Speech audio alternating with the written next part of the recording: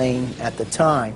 I believe that the building probably could sustain multiple impacts of jetliners because this structure is like the mosquito netting on your screen door, this intense grid, and the jet plane is just a pencil puncturing that screen netting. John Skilling, the World Trade Center's head structural engineer, told the Seattle Times after the 1993 bombing that if a plane struck the building, there would be a horrendous fire, but the building structure would still be there. On August 21, 2002, the National Institute of Standards and Technology, NIST, commenced their investigation. NIST is a government agency that reports back to the United States Department of Commerce, headed at that point by Donald Evans and later replaced by Carlos Gutierrez, both Bush cabinet appointees. As part of their investigation, NIST contracted Underwriters Laboratories to recreate floor models from the Twin Towers for the purpose of fire resistance tests. We heard about it in the news. We heard about it right away that the floors didn't collapse. Okay, so they tested these huge models. They're models, but they're huge. I mean, one model was essentially the same size and exactly the same as one of the types of floor sections used. And they tested it according to ASTM E119. They exposed it to much longer fire and higher temperatures than we know were present in the World Trade Center. So right away there was a problem. And that's August of 2004. The final report was released on October 26, 2005, producing over 10,000 pages. It will not explain the actual collapse of the buildings. They only claim to get to collapse initiation and state flatly that it led to global collapse.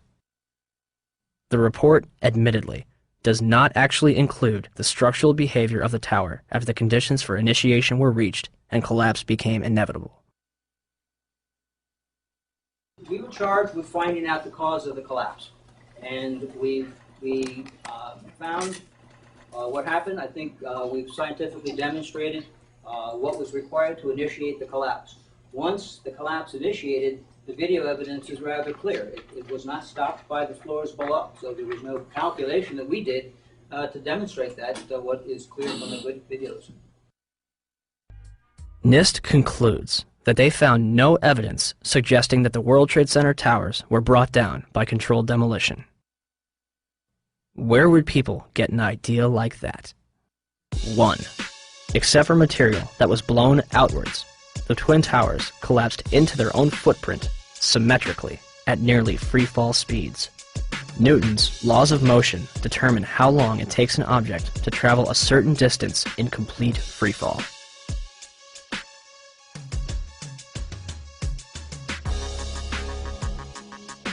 In a controlled environment, an object dropped from the roof of either twin tower would reach the ground in 9.2 seconds. The 9/11 Commission report will state, at 9:58, the South Tower collapsed in 10 seconds.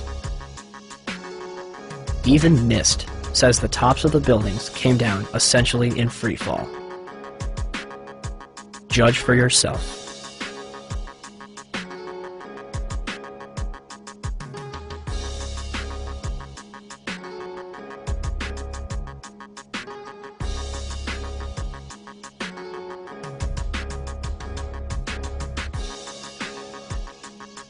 And our conclusion is that the building should not have fallen that rapidly if indeed fire caused the collapse. And in fact, there's one mechanical engineer, Gordon Ross, in the Journal of 911 Studies, who's done a thorough analysis based on conservation of momentum.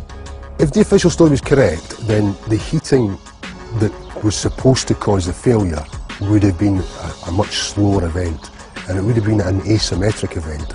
For the tower to collapse straight down onto itself flies in the face of what we know about steel and how steel behaves.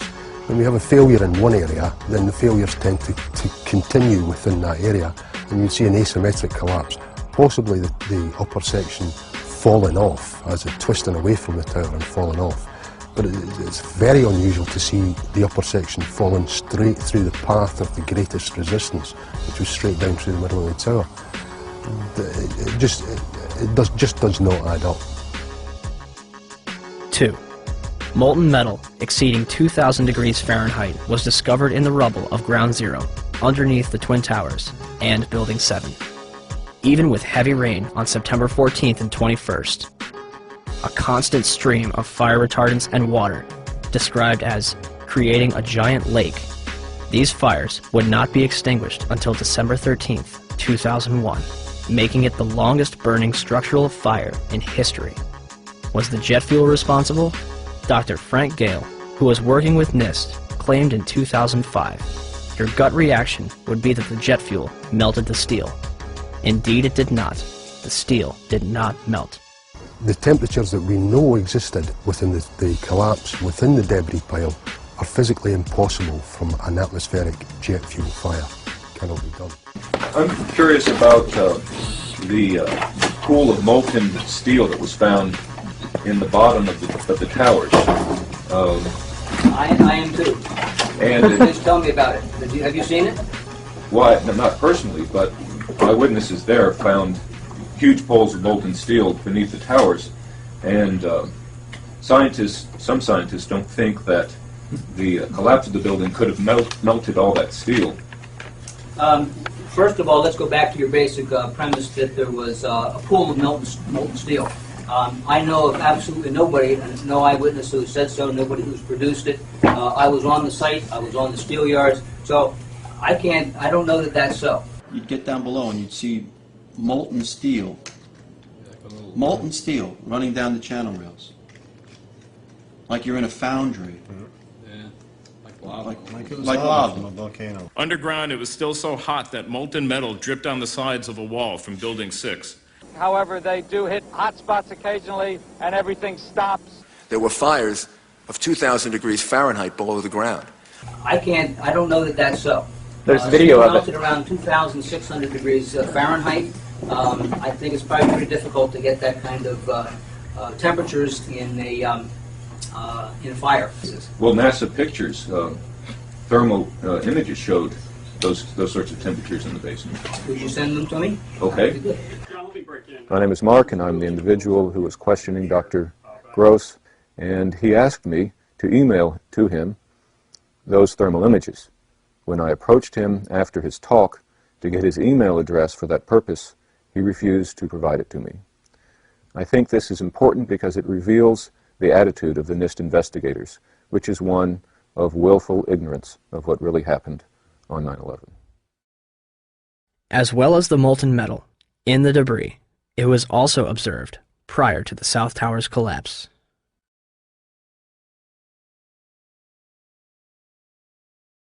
Also, a minute and 20 seconds before collapse, large amounts of white smoke begin pouring from the base of the South Tower.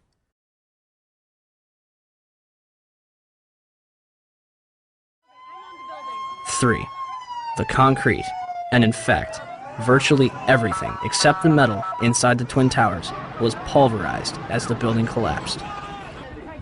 This pulverized material created pyroclastic dust clouds that raced down city streets, coating lower Manhattan in a fine dust.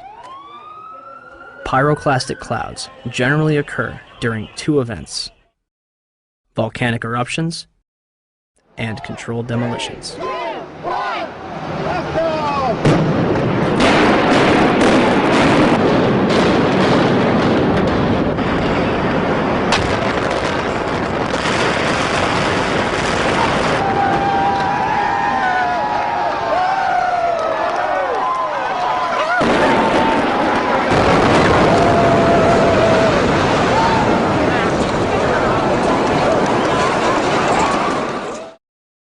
Four, steel beams weighing up to 200,000 pounds were thrown laterally up to 500 feet.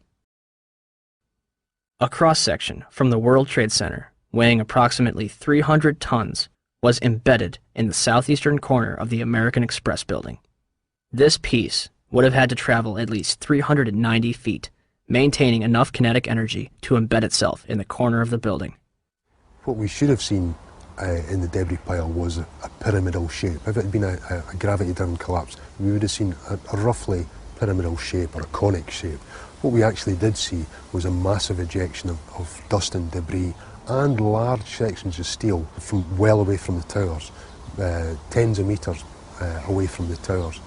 That's hard to see a reason for that within a gravity-driven collapse. 5.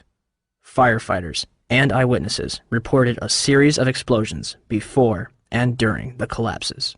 And we heard the noise associated with an implosion. Secondary explosion on Tower 2. Some sort of explosive device. We're obviously having a bit of trouble right now maintaining our location because we just heard one more explosion. There was another major explosion. Do you know anything about those extra explosions we heard? No, I do not. Were they car bombs? I have no idea, ma'am. The street shook, and I heard like an explosion. Do you know if it was an explosion or if it was a building collapse? To me, it sounded like an explosion. We heard a very loud blast, an explosion. They were taking photographs and securing this area just prior to that huge explosion that we all heard and felt. Not clear now is why this explosion took place. When there was some sort of collapse or explosion. From street level, as though it had exploded up, a giant rolling ball of flame, and the firefighters screamed, "Run!" It was this blast of warm air. It wasn't hot. It was warm. And it picked me up and threw me up against the wall of the building. You were picked up off the ground. Physically picked up off the ground. I remember an explosion. At that point, I got knocked out. I don't remember anything. Then I got up, and I looked out the window because the windows exploded, and the street below caved in. And at that point, there was like fireballs coming up. An hour later than that, we had that big explosion from much, much lower. I don't know what on earth caused that. About 15 minutes after they made their entry, we heard a boom.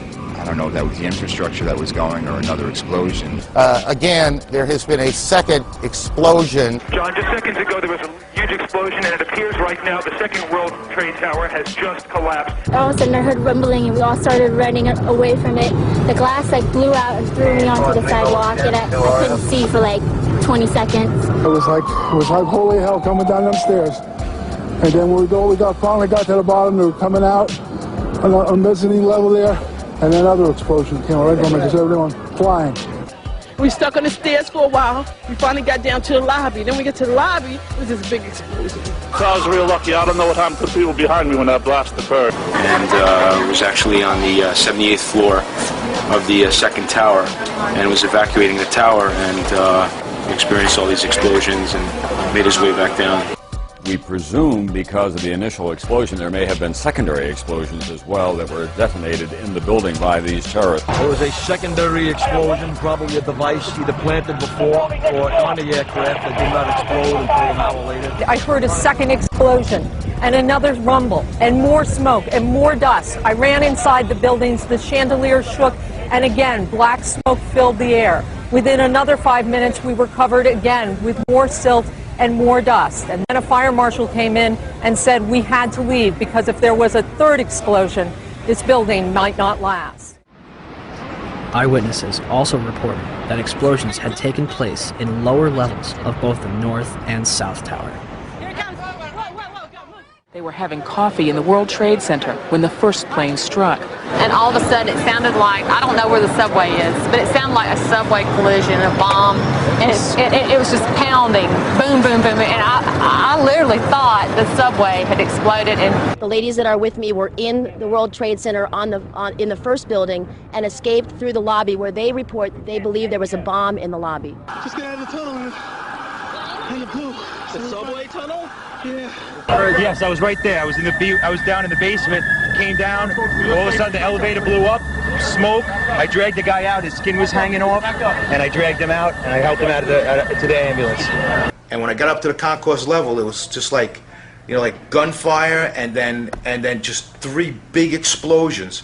And even the turnstile was burnt and was sticking up, and they just told us to run. I heard the first explosion, and the elevator blew up. And as we were coming out, we passed the lobby. There was no lobby. So I believe the bomb hit the lobby first, and a couple of seconds then the first plane hit. Firefighter John Schroeder arrived in the lobby of the North Tower shortly after the first plane struck. So we're standing there in the lobby, we're getting all together. All of a sudden, we hear... I look down to my right, and the elevators exploded, something out of like a Bruce Willis Die Hard movie.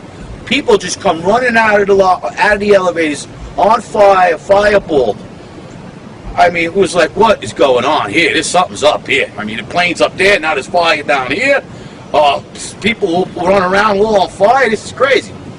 So we were heading up to the 24th floor of the stairwell, and all of a sudden we heard, Mayday, Mayday, second plane, second plane. Swift, we're looking at each other like, come on, second plane, there's no way there's a second plane. Within seconds, our building got rocked. We got bounced around in the stairwell like pinballs, man. And we just said, you know what, time to go. We got down to the lobby, and everything was blown out, exploded, everything was... And we were the only ones in the lobby now. We're going, wait a second here, where is everybody? Because the building was coming down the outside, they moved the command post to World Trade Center too. So now we're like, we didn't get no, where is everybody? We were in the lobby, it looks like everything was exploded, everything was gone. We're like, what is going on here? We didn't know, we were like, this is crazy. But for every window in the lobby to be exploded, I mean, them windows were like as thick as forget it. They were 2-3-inch glasses, you know, come on. They exploded out of the lobby, you know, something, it wasn't from the jet fuel, no way. The elevators exploded, they were down from the lobby. The lobby was over here, that should never have happened. Something would happen there, and that wasn't. We came down, it looked like a bomb went off in the lobby. There was no fire, it just looked like a bomb went off. So, how was the largest and most puzzling architectural failure in history treated? The steel from the World Trade Center was mostly shipped overseas, eliminating any possibility of independent investigations. New York City's Department of Design and Construction contracted 4 companies for debris removal. Each was assigned a specific zone and controlled and monitored by a 3-person team. The operation was so controlled that in November, each dump truck used for removal of debris was fitted with a GPS locator. One driver took an extended lunch break and was dismissed from the job. By April 2002, over 185,000 tons of debris had been removed from Ground Zero. FEMA's Building Performance Assessment Team was not even granted access to Ground Zero. They were granted a tour of the site in early October, but were forbidden from collecting samples or examining blueprints. Out of hundreds of thousands of pieces of steel, 150 were preserved at Fresh Kills Landfill, from where FEMA conducted its investigation. When the Twin Towers came down, they released over 500 tons of pulverized asbestos into Lower Manhattan, along with lead, barium, mercury, chromium, copper, and several other toxic chemicals. 425,000 cubic yards of concrete is pulverized. 600,000 square feet of glass is turned into dust. During the World Trade Center's construction, spray-on fireproofing comprised of concrete and asbestos was placed on the core columns. When asbestos was outlawed in 1971, they ceased this procedure at the 64th floor of the South Tower. The Port Authority eventually realized that the asbestos presented a problem, and demolition was not an option. In 1989, the Port Authority estimated the removal of asbestos from both the World Trade Center and LaGuardia Airport would have cost up to $1 billion. By 2001, the cost for the World Trade Center buildings alone would have met or exceeded $1 billion. This money would sadly not be needed. Although it was clear that the air was not safe to breathe, the public was urged to return to Lower Manhattan. Wall Street opened back up on September 17th, and children were allowed to go back to school. Firefighters, police, and rescue workers were allowed to toil in lethal conditions using paper masks from Home Depot, while government officials walked around in hazmat suits. My name is John Field. I was hurt at Ground Zero during the cleanup. Wow, you know, I was only there for 5 days before I was horribly injured, and I mean horribly injured. Leading up to that day, Every day I was there, I complained that it was an unsafe workplace. Someone's going to get hurt. It just happened to be me. But I let everybody know that someone would get hurt. I was there for 5.5 days. Nobody told me to wear a mask once. Nobody gave a shit when that piece of steel altered my life. But like the thousands that are suffering and sick, I didn't roll over and play dead. And I know human life takes a backseat to the almighty dollar, and that's what makes this country roll and run, is the almighty dollar. But you guys somewhere along the line lost your credibility with me. The Environmental Protection Agency, under direct orders from the White House, told New Yorkers that the air was safe to breathe. The administrator at the time, Christine Whitman, issued an internal memo on September 12th, declaring that all statements to the media should be cleared through the National Security Council before they are released. So what happened? The White House changed EPA press releases to add reassuring statements and delete cautionary ones. September 13th, the EPA draft release, never released to the public, says EPA testing terrorized sites for environmental hazards. The White House changes that to EPA reassures public about environmental hazards. September 16th, the EPA draft says recent samples of dust on Water Street show higher levels of asbestos. The White House version?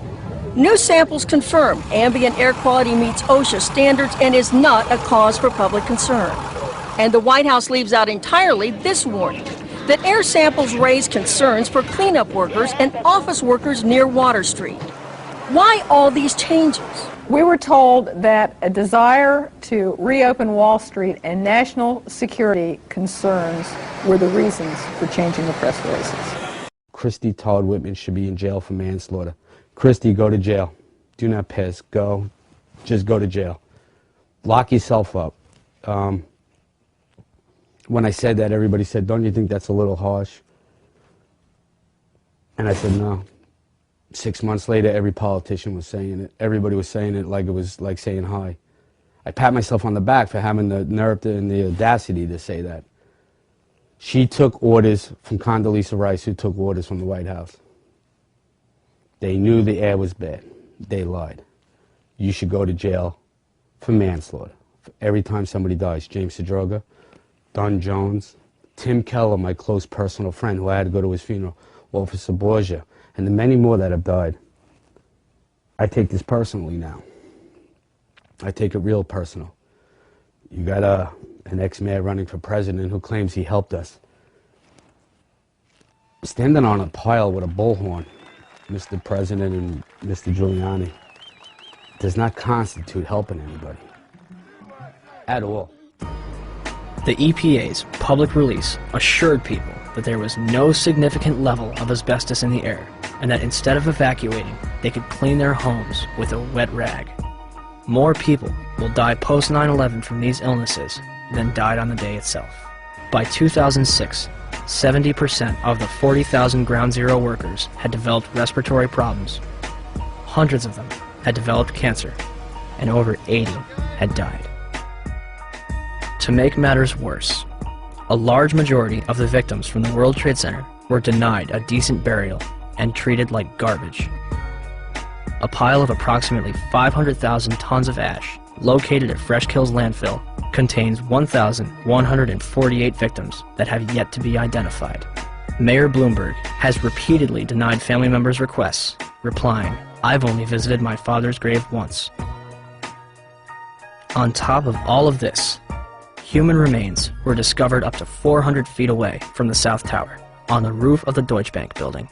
300 bone fragments were discovered between April 7th and 14th, 2006, and more are expected to be found.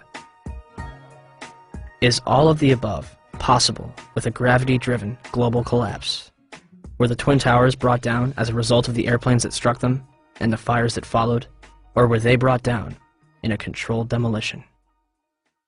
All right, some new information coming in. Report from Associated Press of a large plane crashing in western Pennsylvania. This is according to officials at the Somerset County Airport. A large plane crashing in western Pennsylvania. We had that plane crash. I'm sorry, go ahead, Skip. Say it again.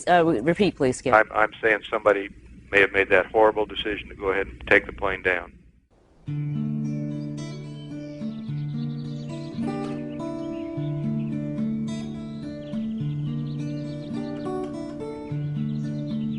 "10:03 a.m. Shanksville, Pennsylvania. United Airlines Flight 93 allegedly plows into an abandoned strip mine at 580 miles per hour. 20 minutes flying time from Washington, D.C.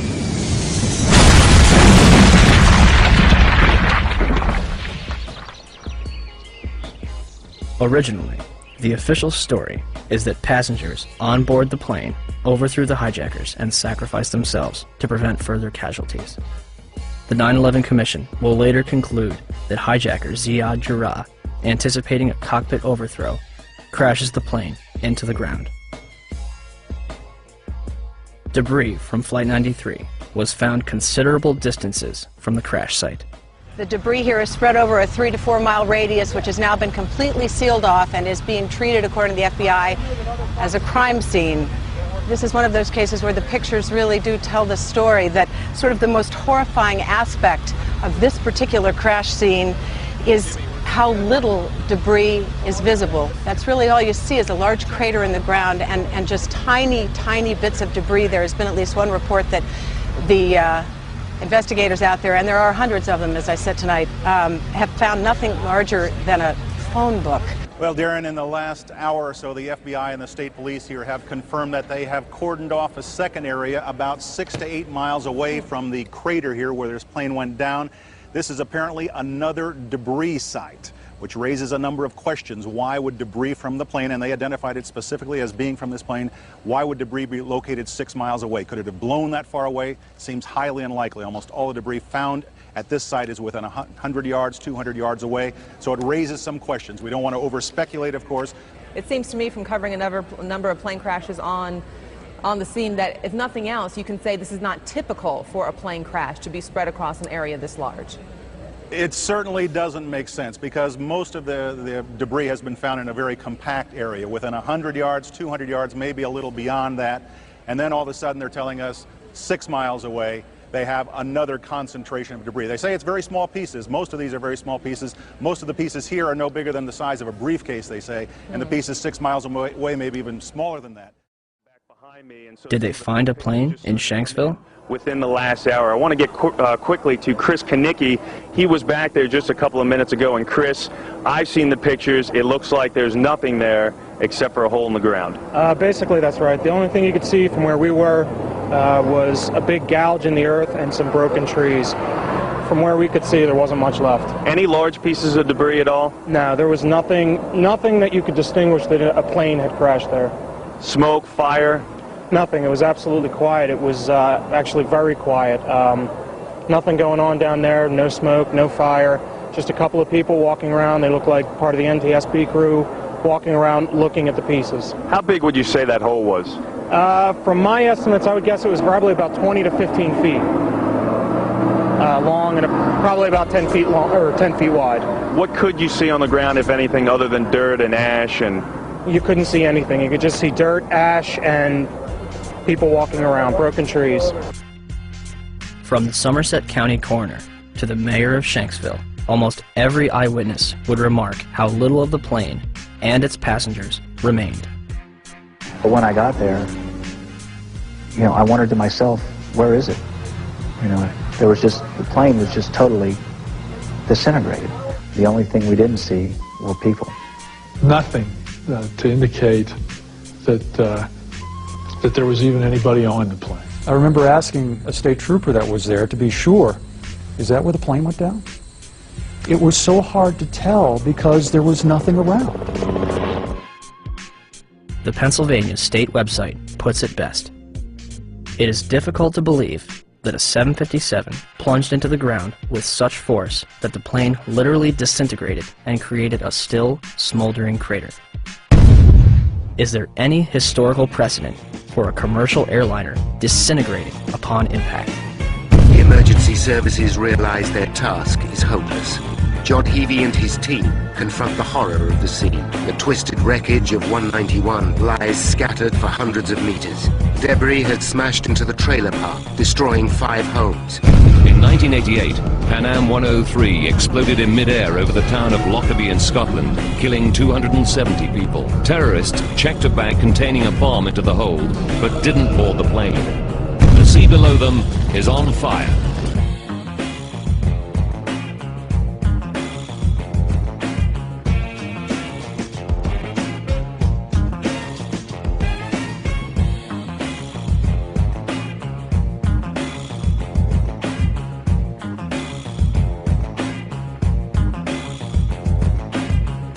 Saying that the pilot was able to dump fuel over Jamaica Bay. It immediately veered over to the right, and it came nose down, only a block away from where I was working. And the room just exploded. My daughter got blown through the patio doors. My wife got blown into the living room, and I got blown out the patio doors behind my daughter. Several blocks away from the primary crash scene, the aircraft may have been rocked by vibrations severe enough to knock the engines off the wings. Jim, let me just tell our audience what you're looking at. These are from Jamaica Bay. This is clearly a part of the plane. Yes, that would be the horizontal stabilizer, the vertical tail fin on the back of the airplane.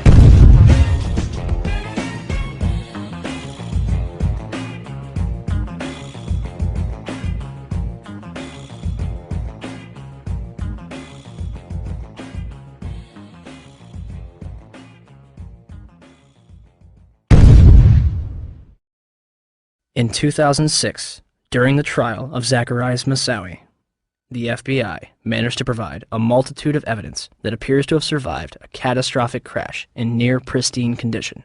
Among the exhibits were a red bandana, a Kingdom of Saudi Arabia driver's license, John Talignani's driver's license,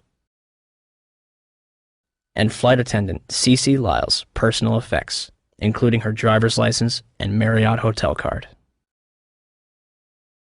Although a 757 managed to obliterate itself upon impact, paper and fabric managed to survive without a scratch.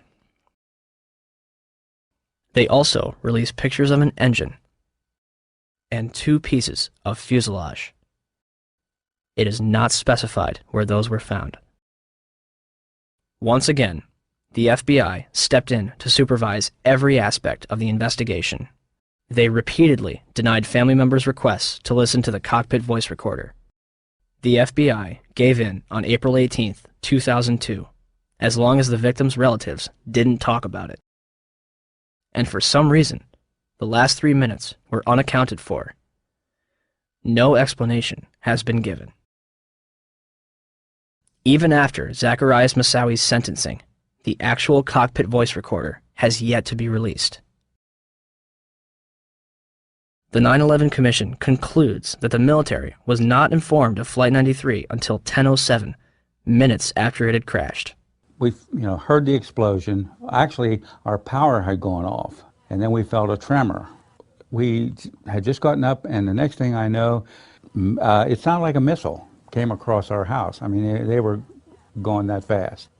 It was flying. It was coming from that direction. I have no idea what it was.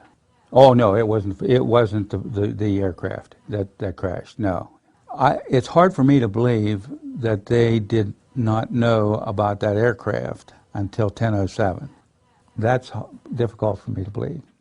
Despite the discussions about military assistance, no one from FAA headquarters requested military assistance regarding United 93, nor did any manager at FAA headquarters pass any of the information it had about United 93 to the military. A year after 9/11, military officials were telling an entirely different story, that Flight 93 was being tracked.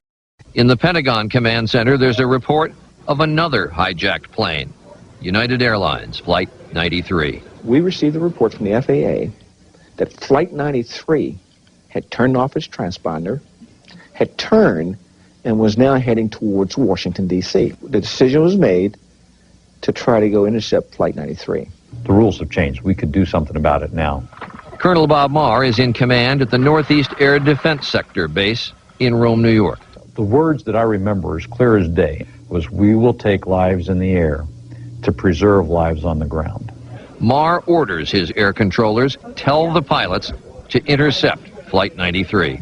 United Airlines Flight 93 will not be allowed to reach Washington, D.C. The closure time came and went, and nothing had happened. So you can imagine everything was very tense. Flight 93 is about 175 miles north and west of Washington, flying over Somerset County, Pennsylvania. Up above, a fighter jet streaks by. It was about, 10:03 that the fighters reported that Flight 93 had crashed. Eventually, of course, we never fired on any aircraft. When you heard the plane was down without a shot being fired at it, do you remember what you said? We just witnessed an act of heroism.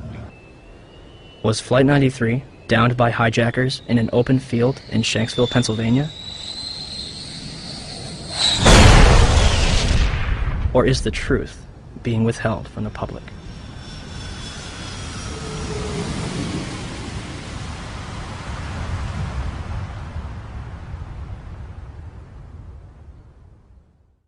I want to tell you that we are getting word from New York right now that another building has collapsed. I understand that this is a 47-story building. It's Building 7 of the World Trade Center, we understand, has collapsed in New York, and there you saw a video of it. Now, whether we don't even know whether this was something that was engineered for safety reasons or it just happened. For the third time today, it's reminiscent of those pictures we've all seen too much on television before, when a building was deliberately destroyed by well-placed dynamite to knock it down.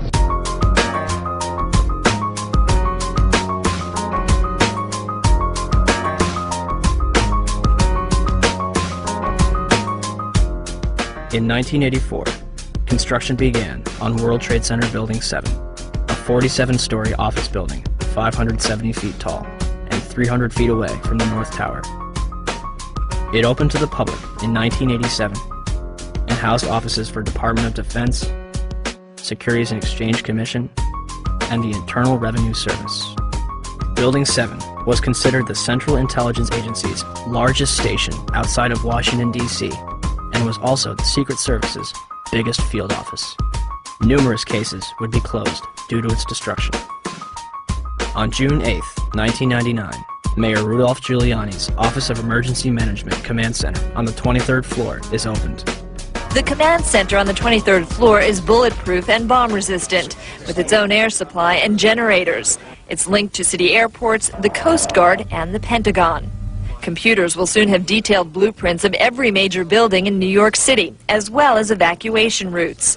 Hurricanes and heat waves would be handled here, as well as terrorist attacks. Though New York officials say their facility is not impenetrable, they're confident it could handle even the worst crisis imaginable. Deborah Fayerick for CNN, New York.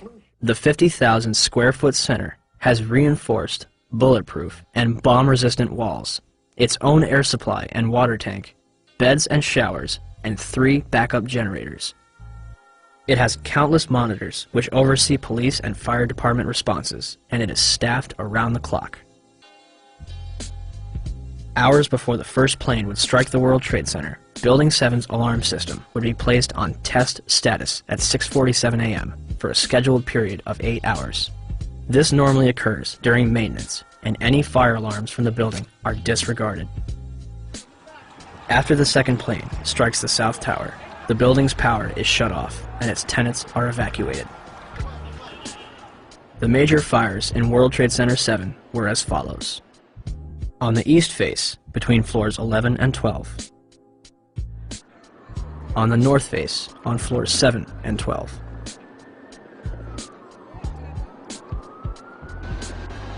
On the west face, between floors 29 and 30. Smoke obscures the entire south face of the building.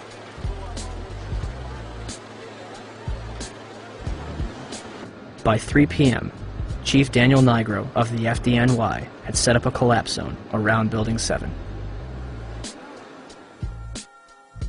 After 4 p.m., news outlets began reporting that the building had collapsed. We are getting information now that one of the other buildings, Building 7 in the World Trade Center complex, is on fire and has either collapsed or is collapsing. We've got some news just coming in, actually, that the Salomon Brothers building in New York, right in the heart of Manhattan, has also collapsed. Now, more on the latest building collapse in New York. You might have heard a few moments ago I was talking about the Salomon Brothers building collapsing, and indeed it has. Apparently that's only a few hundred yards away from where the World Trade Center towers were. And it seems that this was not a result of a new attack. It was because the building had been weakened during this morning's attacks. We'll probably find out more now about that from our correspondent, Jane Stanley. Presumably there were very few people in the Salomon building when it collapsed. I mean, there were, I suppose, fears of possible further collapses around the area. That's what you would hope, because this whole downtown area behind me has been completely sealed off and evacuated, apart from the emergency workers. That was done by the mayor, Rudy Giuliani. Jane, I think many of us, when we heard the news, perhaps on the radio earlier today, were completely flabbergasted by it and just couldn't comprehend it. I mean, it almost sounded too far-fetched. I was wondering what it's felt like for you being in Manhattan. Well, unfortunately, I think we've lost the line with Jane Stanley in Manhattan. Perhaps we can rejoin her and follow that up later. Where did CNN and BBC get their information, especially considering the building was still standing directly behind their reporters? The collapse of the building at 5:20 p.m. would cause speculation as to how it fell. The collapse of the main structure takes place in approximately 6.5 seconds, and the building falls symmetrically into its own footprint, barely damaging the surrounding structures. It will create a pyroclastic cloud that mushrooms down surrounding streets. Initially, it is assumed that the building's diesel tank may have been responsible for the collapse. The Federal Emergency Management Agency's report in 2002 will state that the specifics of the fires in WTC-7 and how they caused the building to collapse remain unknown at this time. FEMA does analyze the collapse of Building 7, but then they say our best hypothesis has only a low probability of occurrence. This needs further investigation, and I certainly agree with them on that. Then NIST is handed the ball. It's kind of a hot potato. Okay, NIST, you explain the collapse of World Trade Center 7, this rapid, straight-down collapse of this 47-story skyscraper. Sadly, by this time, virtually all structural steel from Ground Zero had been recycled, and no steel was recovered from Building 7 for investigation. As of this date, NIST is still working on their final report. Well, NIST decoupled the study of the collapse of Building 7 from the analysis of the collapse of the towers. So now it's sitting over here. The report on the collapse of Building 7 from NIST is long overdue. We're still waiting for it, hoping they have an explanation. We are looking at it. There's actually a very good write-up recently from Controlled Demolition Experts, which you probably ought to read. We haven't finished the investigation yet, so I'm not at liberty to talk about any intermediate findings. The collapse is assumed to be caused by a combination of fire and structural damage. Did any other surrounding buildings suffer a complete collapse at near freefall speed? Building 3, a 22-story building directly below the Twin Towers, was split in half by the South Tower's collapse. Although the building was severely crushed by falling debris, the structure remained standing. Building 4, a 9-story building east of the South Tower, was almost completely destroyed. The remaining structure did not collapse. Building 5, a 9-story building east of the North Tower, suffered from severe fires and structural damage. Building 6, an 8-story building between the North Tower and Building 7, suffered a giant gouge in its roof and severe fires. Neither Building 5 or 6 suffered global collapse. Neither did the Deutsche Bank building, which stands to this day and is currently being demolished beam by beam. Neither did the Millennium Hotel across the street.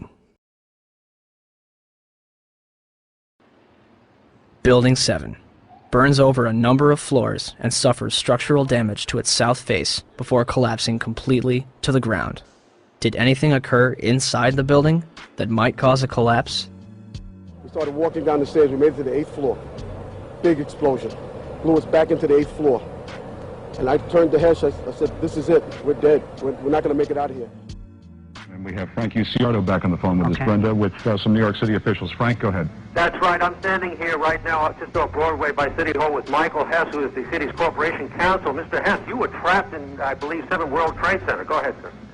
Yes, I was. I was up in the Emergency Management Center on the 23rd floor, and when all the power went out in the building, another gentleman and I walked down to the 8th floor where there was an explosion, and we've been trapped on the 8th floor with smoke, thick smoke all around us for about an hour and a half. But the New York Fire Department, as terrific as they are, just came and got us out. Their experience is mentioned by NIST's interim report on Building 7. However, the authors claim it is the collapse of the North Tower. The glass on the ground floor was not even blown out. Would debris and smoke rushing up the stairway be described as an explosion? So, we have a 47-story steel-framed skyscraper, which housed various government agencies and numerous important documents, damaged less than the other World Trade Center buildings. At 5:20 p.m., all structural elements inside Building 7 simultaneously fail, and it collapses symmetrically, imploding into a pile of rubble. This building had 81 columns, 24 core and 57 perimeter, running from the basement to the roof. For the building to have collapsed the way it did, all 81 of these columns had to collapse simultaneously. Could fires on a few floors have heated up all these columns to the breaking point at the same time? Let's ask the 9/11 Commission. Governor Keane, may I ask another question, please? At 5:20 p.m. on September 11th, World Trade Center building number 7, 47-story modern frame steel skyscraper that no plane hit, collapsed into a neat little pile onto itself and exhibiting all the characteristics of controlled demolition. FEMA, in their investigation, didn't say that. They said that fire must have knocked it down, but they couldn't figure out how. Video evidence shows what appears to be explosive squids going up the side of the building from south to north or from bottom to top as the building collapsed. There was molten metal found in the basement of that building at temperatures that exceeded anything normal fire could cause. With all the confusion about what happened to Building 7, why is there not a word about the collapse of that building in the 911 Commission report? We didn't see any evidence of the kind of thing you're talking about. We thought that was part of the tragedy of 9/11. The building collapsed later on. There was not a loss of life in that building. And it was not part of our report. Not part of the report. Thanks. Governor? So for the 9/11 Commission to totally ignore that, I think is unconscionable and shows that they did not do a thorough job. Did Building 7 collapse because of damage from the falling North Tower? Or was it also a controlled demolition? Die moesten het doen terwijl het binnen nog brandde.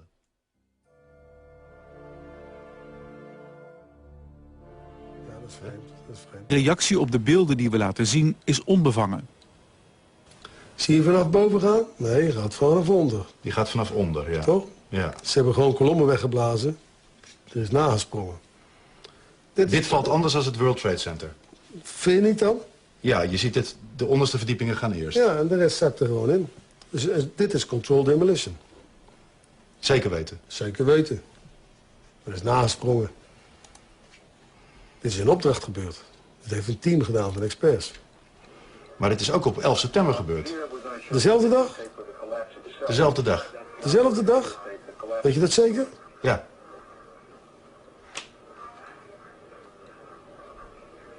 Was het zeker weten de 11e? Dat kan heel waar zijn. 7 uur nadat de World Trade Center naar beneden viel. Ja? Hebben ze hard gewerkt.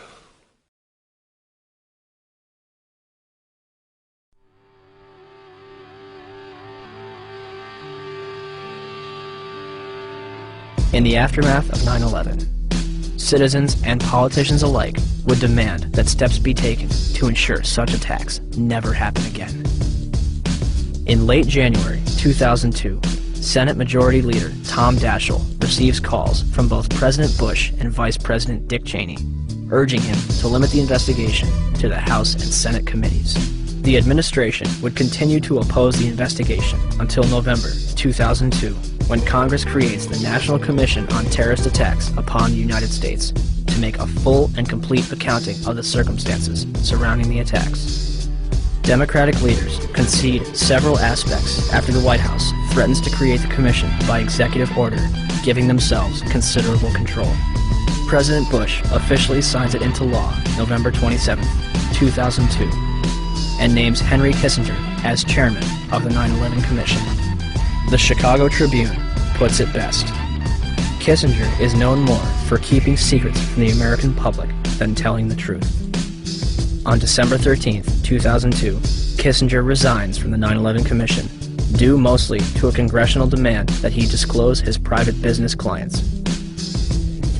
It would later be revealed that Kissinger was a chief advisor to the Bush administration regarding the Iraq War, a lie which has now cost more American lives than 9/11 itself. Thomas Kean and Lee Hamilton are named as chairman and vice chairman of the 9/11 Commission. By December 16, 2002, the 10 initial members of the 9/11 Commission have been appointed onto the stage.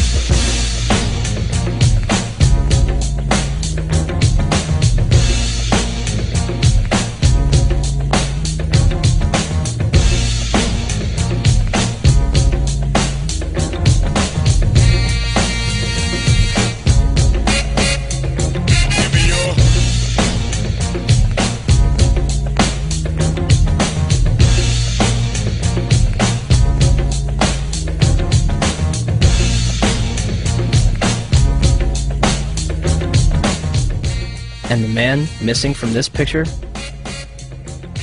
Philip Zelikow, Executive Director. He would shape both the commission and its final report.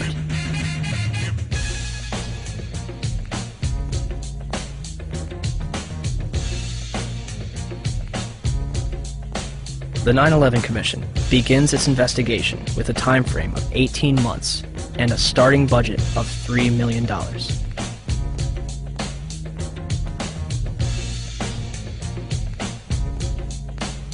January 27, 2003.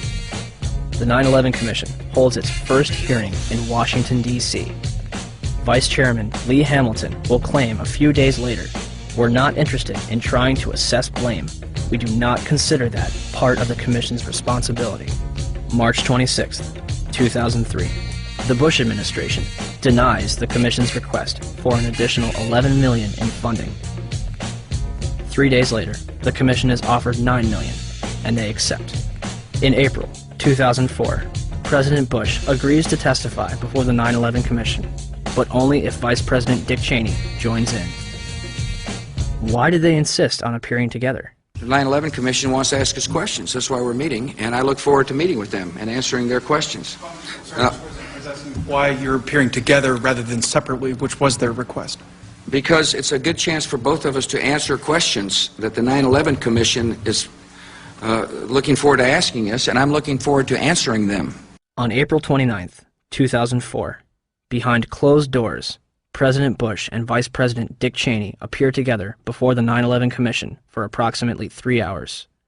They are not placed under oath, their testimony is not recorded, and the Commission's notes are subject to White House censorship. Mr. President, as you know, a lot of critics suggested that you wanted to appear jointly with the Vice President so that you two could keep your story straight or something. Yeah. Could you tell us what you think of the value of appearing together and how you would answer those critics? Yeah, first of all, look, I mean, if we had something to hide, we wouldn't have met with them in the first place. I came away good about the session. I think they found it to be useful. Yeah, Adam. Mr. President, Yes. don't you think that the families deserve to have a transcript or to be able to see what you Adam, said? you asked me that question yesterday. For an I answer got the today. same answer, yeah. May 19, 2004, Rudolph Giuliani testifies before the 9/11 Commission. We will now hear from our first witness, the very distinguished former mayor of New York City, Rudy Giuliani.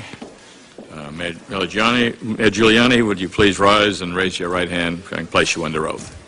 And the fact that so many of them interpreted it that way kept a much calmer situation and a much better evacuation. These people.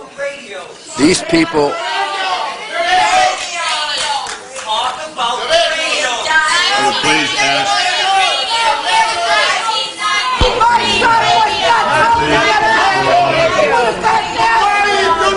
My son was murdered!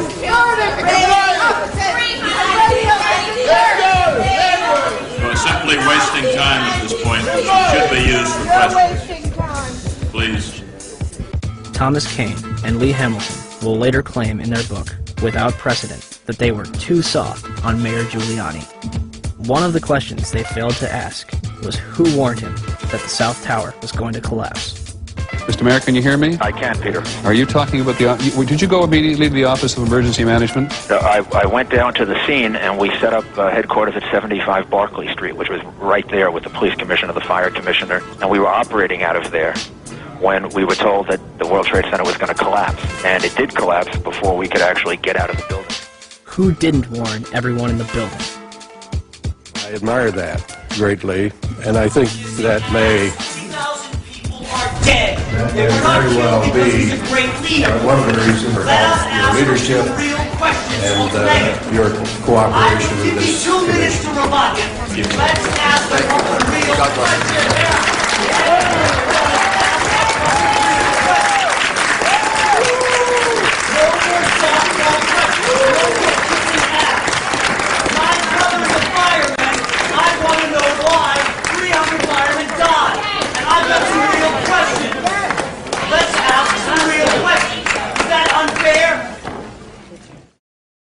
The 9/11 Commission would release its final report on July 22, 2004, and closed its doors on August 21st. So the 9/11 Commission was a cover-up. The question is what it was covering up. The charitable explanation is gross negligence, malfeasance, misfeasance, and what you call it, okay? If you can't read all 571 pages of the report, in August 2006, the 9/11 Report comic book was released. It should tell you all you need to know.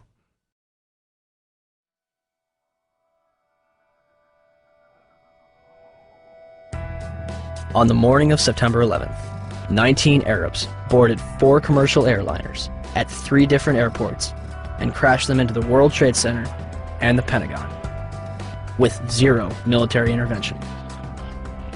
Or, we have been and continue to be lied to about the events of September 11th, and that elements within the United States government and mainstream media continue to cover up the truth. These are the same people that lied about weapons of mass destruction. They endorsed a lie that's killed several 100,000 innocent people overseas. Could they also endorse a lie that killed almost 3,000 innocent people in our own country? Our entire foreign and domestic policy has been based upon the events of September 11th. It has enabled the passage of Patriot Act 1 and 2, established the Department of Homeland Security, facilitated the invasions of Afghanistan and Iraq, and used to pass the Military Commissions Act, which officially ended habeas corpus. Habeas corpus in Latin means you have the body. It's a provision in the law where no one can just scoop up someone, put them in a black hole and keep them there without that person having the right to appeal to a court and say, you have the body, now what do you charge this person with and what redress does he or she have?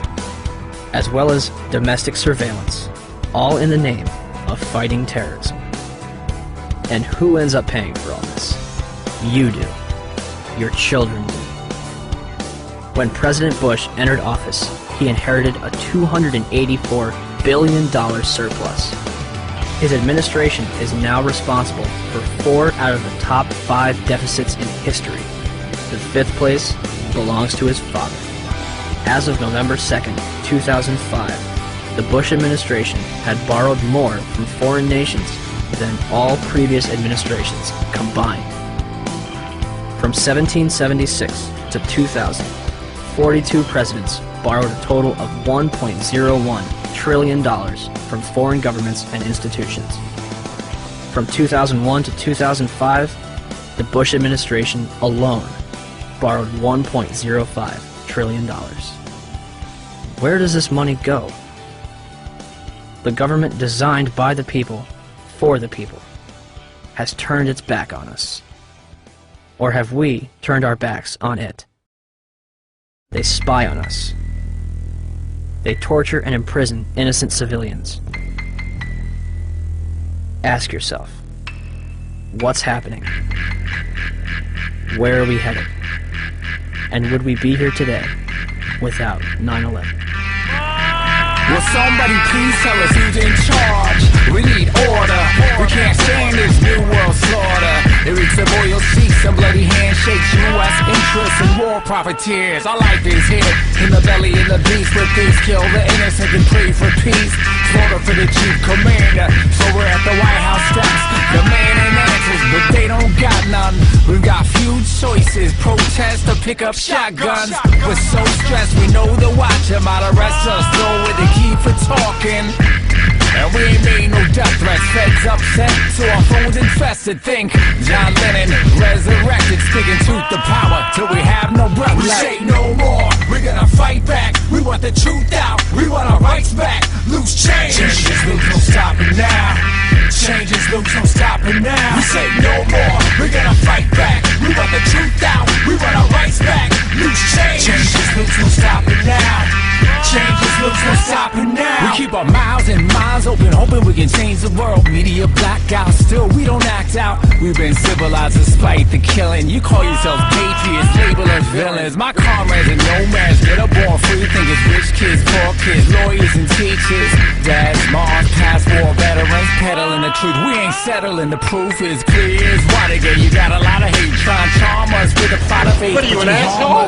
Your wars are legal, your cause is evil. Your born people has written us with a sequel. You're a sicko psycho, we've seen the proof. You can't intimidate the world from delivering truth. We're bigger than you, 40 million plus. Your guns ain't big enough to make us hush. We say no more, we're gonna fight back. We want the truth out, we want our rights back. Loose change, changes loose, no stopping now. Changes loose, no stopping now. We say no more, we're gonna fight back. We want the truth out, we want our rights back. Loose change, changes loose, no stopping now. Changes loose, no stopping now. We do this for the lives lost, devoured by evil, for the sake of the memory of innocent people, engulfed by the gluttony of hooligans who leave the world in ruins. Men here to do us in, but there's just a few of them and more of us. We warriors on the quest for justice. We crush the lies, trust only the facts. Just open your eyes. Who really attacked my feelings exactly? Facts be lacking on the hijacking, synchronized war games, facilitated plane crashes. And they wonder why we keep asking questions. Am I lesson, lady liberty, like it's a profession? So here we are, the infantry. We the people simply need to start a revolution of our minds, and eventually the crime of the century will finally be solved. Until then, we stand tall and say no more. We're gonna fight back. We want the truth out. We want our rights back. Loose change. Changes loose, no stopping now. Changes loose, no stopping now. We say no more. We're gonna fight back. We want the truth out. We want our rights back. Loose change. Changes loose, no stopping now. Changes loose, no stopping now.